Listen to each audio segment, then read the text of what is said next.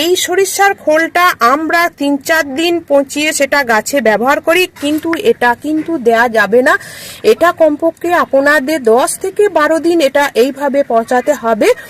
পচিয়ে আপনারা এই লিকুইড তরলটা কমপক্ষে 7 থেকে 8 লিটার, যা জল নিয়েছেন কমপক্ষে 7 থেকে 8 লিটার জল নিয়ে আপনারা প্রতিটি গাছে 100 থেকে 150 ml করে আপনারা প্রয়োগ করবেন। দেখবেন দ্রুত কাজ হবে। চলুন আজকে এই লিকুইডটা আমি গাছে প্রয়োগ করব, আপনারা অবশ্যই এটা করবেন।